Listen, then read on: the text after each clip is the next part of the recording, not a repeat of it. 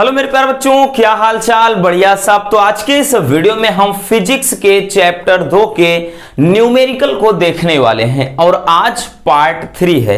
यानी आज के इस वीडियो में बच्चों जो भी आपके लॉन्ग न्यूमेरिकल होंगे उनका पोस्टमार्टम हम करने वाले हैं। तो चलिए देख लेते हैं। बहुत ही सिंपल तरीके से सारे क्वेश्चन का निपटारा आज हम करेंगे और सारे न्यूमेरिकल बच्चों आपके या तो 3 नंबर वाले हैं या तो 5 नंबर वाले हैं। ऑलरेडी हमने इनको 2 पार्ट के माध्यम से देख रखा है, बट आज के इस वीडियो में जो कुछ भी बचता है आपके जो इंपॉर्टेंट न्यूमेरिकल उनको भी देख लेते हैं। ठीक, चलिए तो पहला क्वेश्चन हम शुरुआत करते हैं। आप स्क्रीन पर देख सकते हैं, न जाने कितनी बार ये क्वेश्चन पूछा गया है। क्वेश्चन बच्चों की एक समांतर प्लेट संधारित्र की प्लेटों का जो व्यास है वो 8 सेमी है तथा उसमें परावैद्युत के रूप में वायु है। यदि संधारित्र की जो धारिता है वो 100 सेमी त्रिज्या वाले गोले की धारिता के समान है, तो इसकी प्लेटों के बीच की दूरी क्या होगी? ये हमारा क्वेश्चन है। तो चलिए बच्चों इसको देख लेते हैं बहुत ही सिंपल तरीके से कैसे निपटारा करेंगे। ठीक, चलिए यहां पर क्या कह रहा है ध्यान से समझिएगा बच्चों। सवाल में कह रहा है कि व्यास बोले तो 2r, ठीक है ना। व्यास बराबर क्या होता है बच्चों? व्यास यही 2r बराबर ये होता है व्यास। तो भाई ये 2r बराबर दे रखा है सवाल में। 2r बराबर कितना दे रखा है बच्चों? तो दे रखा है 8 सेंटीमीटर। इसको अपन काट देते हैं 4, यानी r बराबर 4 सेंटीमीटर आया। इसको अपन 4 गुणे 10 के घात -2 मीटर में लिख लेंगे, है ना। ये इसको हमने क्या है मीटर में कन्वर्ट कर दिया। आगे सवाल में कह रहा है यदि संधारित्र की जो धारिता है 100 सेमी त्रिज्या वाले, यानी जो संधारित्र की धारिता है 100 सेमी त्रिज्या वाले, R का मान है बच्चों 100 सेमी और ये क्या है इसको अपन मीटर में कन्वर्ट करेंगे तो 1 मीटर हो गया। तो इसकी कह रहा है कि धारिता के गोले की धारिता के समान है, तो इसकी प्लेटों के बीच की दूरी क्या होगी? मजेदार है। चलिए इसको देख लेते हैं। सवाल में आपको बस एक ही चीज समझना है बच्चों। इसमें एक बात बोला है कि जो संधारित्र की धारिता है, जो संधारित्र की धारिता है रसगुल्लों, वो किसके समान है? वो कह रहा है गोले की धारिता के समान है। गोले की धारिता के बराबर है। अब हमें पता है समांतर प्लेट संधारित्र की धारिता के लिए जो फार्मूला होता है वो होता है बच्चों, क्या होता है संधारित्र की धारिता? ठीक, यानी यहां पर हम बात करें तो C बराबर ε0 A अपान D होता है, ठीक है ना। ε0 A अपान D, क्योंकि परावैद्युत यहाँ पे K भी होता है, लेकिन K क्या है भाई? कह रहा है इसके बीच में वायु है, वायु के लिए K का मान 1 हो जाता है ना। होता तो यहाँ पर बच्चों क्या है K होता है फार्मूला, लेकिन सवाल में सीधी सीधी बात बोल दिया है कि परावैद्युतांक के रूप में यानी वायु भरी है और वायु के लिए K का मान 1 होता है रसगुल्लों, इसलिए K यहां पर 1 हो जाएगा। और ये विलगित गोली चालक की धारिता का जो फार्मूला होता है हमने बताया, इसका निगमन भी कराया है बच्चों, तो वो होता है क्या 4 पाई ε0 इंटू क्या होता है R। ठीक, तो यहां पर ये क्या है, ये गोले की त्रिज्या है वही R है। ये फार्मूला होता है C बराबर, और ये C बराबर कब? संधारित्र की धारिता के लिए, और ये C बराबर गोले की धारिता के लिए। तो सबसे पहले हम A का मान निकाल लेते हैं। भाई हमें A का मान नहीं पता है बच्चों, तो A बराबर होता है पाई R स्क्वायर। तो यहां से हम A का वैल्यू निकाल लेंगे। पाई R का मान कितना है? R का मान ये वाला रखेंगे बच्चों, तो 4 इंटू 10⁻², है, इसका स्क्वायर कर देंगे तो हो जाएगा 4 चौके 16 पाई, ठीक है ना। 16 हो जाएगा बच्चों पाई गुणे 10 के घात -4, ठीक, इतना मीटर स्क्वायर हो जाएगा ये क्षेत्रफल। अब चलिए इसी पर पुट कर देते हैं। भाई K का मान 1 है, यहां पर समझ लिए 1 रख दिया हमने। ε0, ध्यान से समझिएगा, ε0 को रखना ही नहीं, क्योंकि ये बाद में कट जाएगा, कोई मतलब नहीं मान रखने से। A का मान कितना है बच्चों? तो A का मान है 16 पाई गुणे 10 के घात -4 है, और अपान D का मान तो पूछा ही है, और यहां पर हम लिख देंगे 4 पाई। पाई का मान भी मत रखना क्योंकि पाई से पाई कट जाएगा। ε0 और R का मान जो है 1 मीटर त्रिज्या वाले बोला है, तो 1 अपने रख दिया हमने। ठीक, कुछ कटेगा रसगुल्लों, एप्सिलॉन नॉट से एप्सिलॉन नॉट, पाई से पाई कट गए, 4 चौके 16 हो गया है ना, 4 चौके 16। तो यहां पर d बराबर क्या निकल कर आया, d बराबर भाई बटे 1 कर देंगे, तिर्यक गुणा हो जाएगा, d बराबर 4 × 10⁻⁴ metre. This is your answer. तो यही रसगुल्लों आपका क्या हो जाएगा, राइट आंसर हो जाएगा। तो है ना मजेदार। इस तरह से बहुत ही सिंपल तरीके से इसका हम निपटारा कर सकते हैं। तो चलिए इसको स्क्रीनशॉट कर लीजिए, उसके बाद हम आगे के न्यूमेरिकल को देख लेते हैं। चलिए अब हम देख लेते हैं बच्चों दूसरा न्यूमेरिकल। दूसरा न्यूमेरिकल बेहद ज्यादा इंपॉर्टेंट है, 2020-21 में आया था। कह रहा है कि P वैद्युत द्विध्रुव आघूर्ण वाले द्विध्रुव को एक समान वैद्युत क्षेत्र E में रखा गया है। तो कह रहा है ज्ञात कीजिए। अब 3 इसमें न्यूमेरिकल हैं, यानी आप देख रहे होंगे स्क्रीन पर। पहला कह रहा है कि द्विध्रुव की अक्ष को क्षेत्र की दिशा में 45 अंश के कोण पर घुमाने में कह रहा है द्विध्रुव पर लगने वाला बलाघूर्ण ज्ञात करना है। दूसरा कह रहा है साम्यावस्था में द्विध्रुव की स्थितिज ऊर्जा ज्ञात करना है। तीसरा कह रहा है कि साम्यावस्था से द्विध्रुव को 180 अंश तक घुमाने में कितना कार्य होगा। मजेदार है और उतने ही मजेदार तरीके से इसको अपन आज निपटा ही देते हैं, ठीक है ना। तो चलिए बच्चों दूसरा जो क्वेश्चन क्या कह रहा है, दूसरा कह रहा है कि P वैद्युत द्विध्रुव है, यानी P का मान P ही है, E का मान E ही है, वो दिया है। द्विध्रुव की अक्ष को क्षेत्र की दिशा में 45 अंश के कोण पे घुमाने पर कह रहा लगने वाला बलाघूर्ण ज्ञात करना है। सबसे पहले जो दिया है कुछ भी, थीटा बराबर क्या दे रखा है बच्चों, तो थीटा बराबर दे रखा है 45 डिग्री, 45 अंश कोण तक हमको घुमाना है। तो इसके लिए सबसे पहला जो पूछ रहा है वो कह रहा है कि बल आघूर्ण क्या होगा। हमें पता है बच्चों कि एक समान वैद्युत क्षेत्र में रखे द्विध्रुव पर लगने वाला जो बलाघूर्ण होता है रसगुल्लों, वो क्या होता है, टाउ बराबर PE क्या होता है, साइन थीटा, है ना, याद है, टाउ बराबर PE साइन थीटा, ये फार्मूला होता है। तो यहां पर टाउ बराबर P का मान PE है और E का मान भी E ही है। उसके बाद साइन थीटा बोले तो साइन 45 डिग्री, ठीक है ना। तो टाउ बराबर क्या हो जाएगा बच्चों, PE और साइन 45 अंश का मान 1/√2, ठीक। तो टाउ बराबर हो जाएगा PE/√2, ठीक है ना। यही क्या हो जाएगा, बल आघूर्ण हो जाएगा, ठीक। यही क्या है, द्विध्रुव पर लगने वाला बल आघूर्ण का मान हो जाएगा, ठीक। तो एक आंसर ये रहा।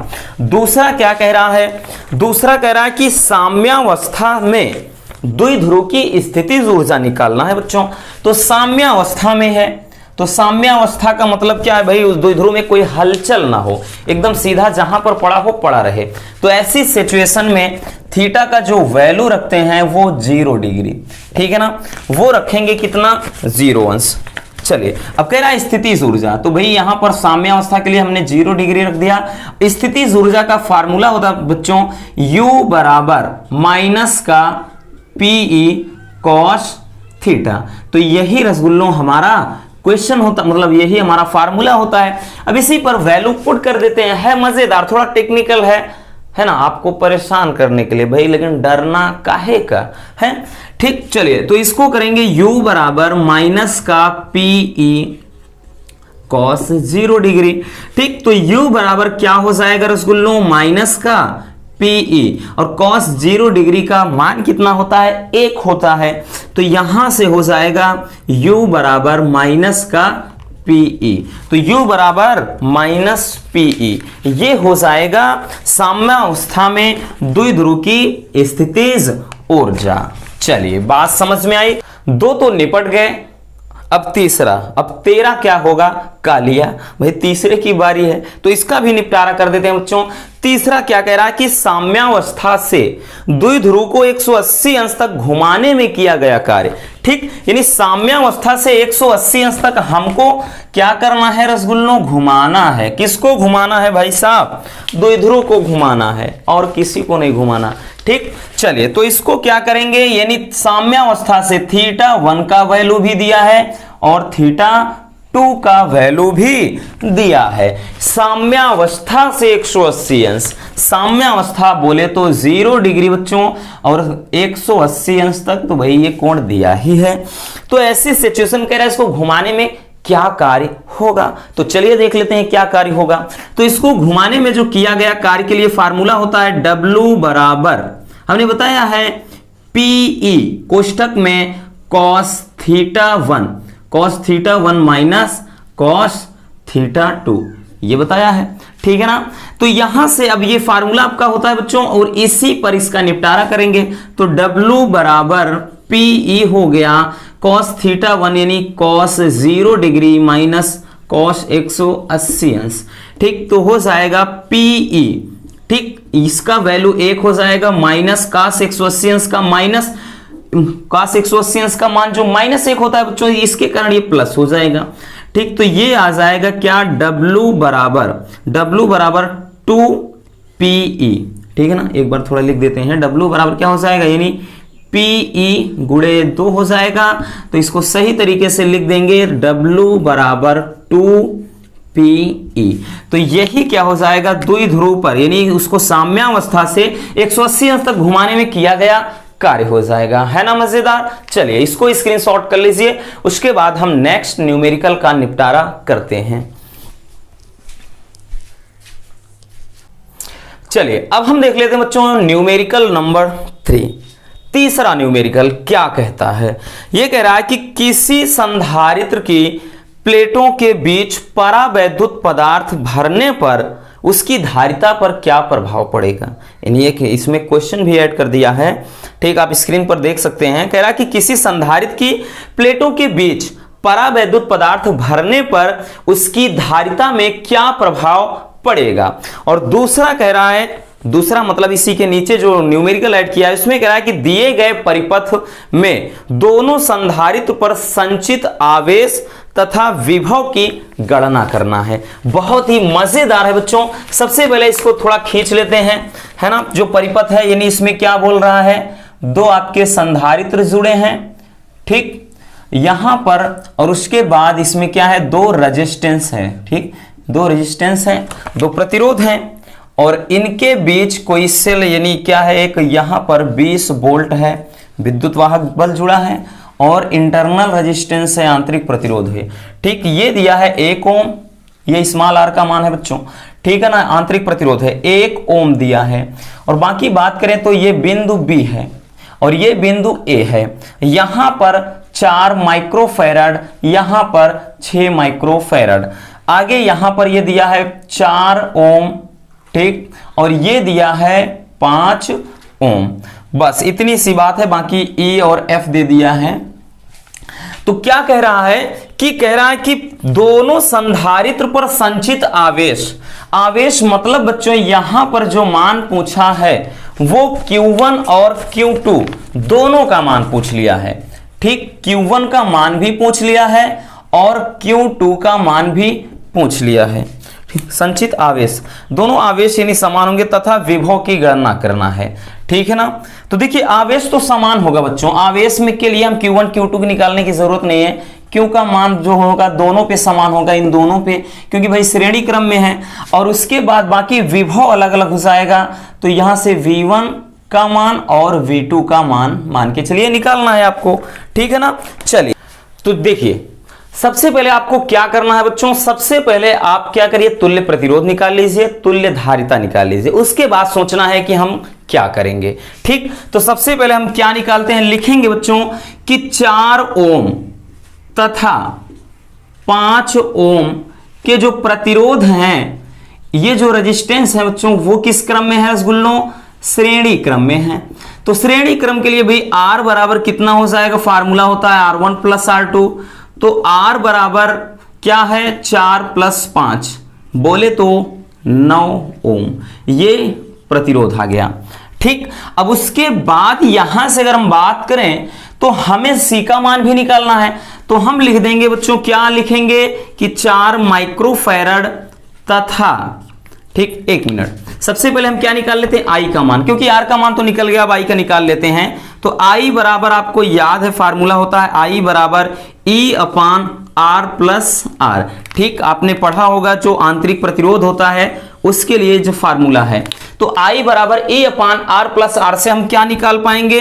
देखिए यहां से I का मान निकालेंगे तो I बराबर E का मान विद्युत वाहक बल 20 वोल्ट है बच्चों, ठीक ना, या V ही मानिए, विभव ही है ये।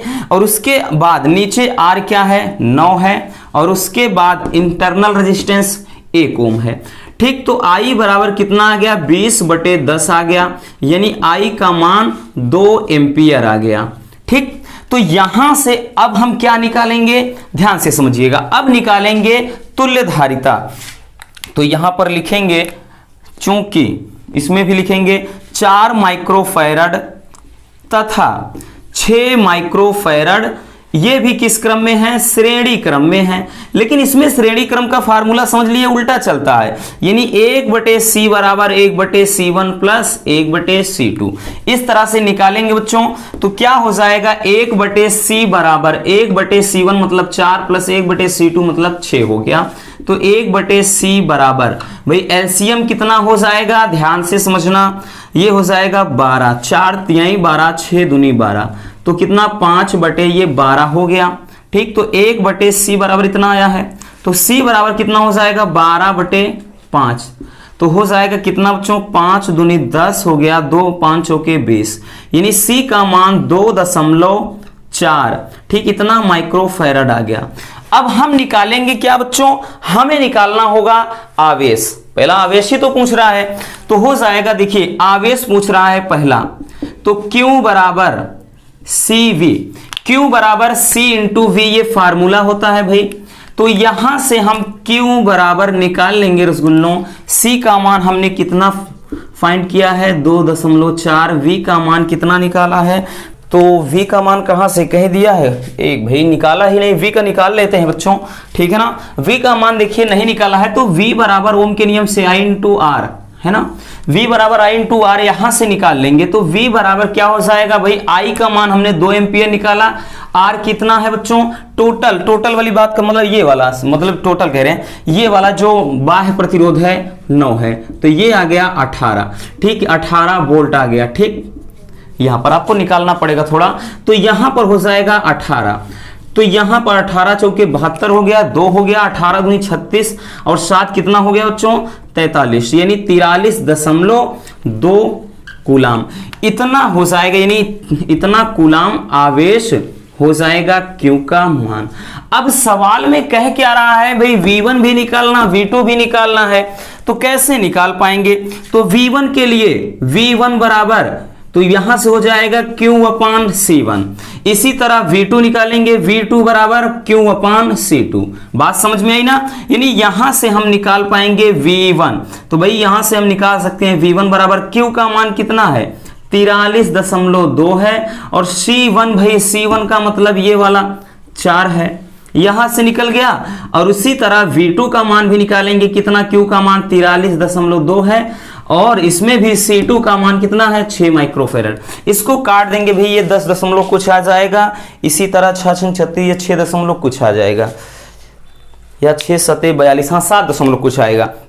तो इस तरह से आप बहुत ही मजेदार तरीके से न्यूमेरिकल लगा सकते हैं। भाई देखिए प्रैक्टिस पर, मतलब प्रैक्टिस पर ही सारी चीजें डिपेंड है बच्चों, खासतौर पे न्यूमेरिकल में अगर कोई कहता है कि हाँ हम जो बता देंगे 100% आएगा, कभी ऐसा पॉसिबल नहीं है। हाँ ये बात अलग है कि बस भाई जो है कॉन्सेप्ट आपका उसी तरह अप्लाई होंगे, कोई भी न्यूमेरिकल देगा, हमें तरीका मालूम होना चाहिए। अगर कॉन्सेप्ट पता है तो हम बहुत ही सिंपल तरीके से कर सकते हैं, बाकी दिक्कत नहीं होनी चाहिए। मेहनत पर सारी चीजें डिपेंड करती हैं बच्चों, और फिर से बोलते हैं प्रैक्टिस, जितना आप प्रैक्टिस करेंगे उतने ही ज्यादा आपको कॉन्फिडेंस आएगा, आप उतने ही अच्छे क्या है न्यूमेरिकल में हो जाएंगे। बाकी मिलते हैं किसी और ऐसे मजेदार वीडियो के साथ। आज के इस वीडियो में पूरा ये चैप्टर फिनिश होता है, बाकी अब हम तीसरे चैप्टर में देखेंगे। अगर वीडियो पसंद है तो प्लीज वीडियो को लाइक कर देना, और नए हैं तो चैनल को सब्सक्राइब जरूर कर लीजिए। Love you, bye bye, take care.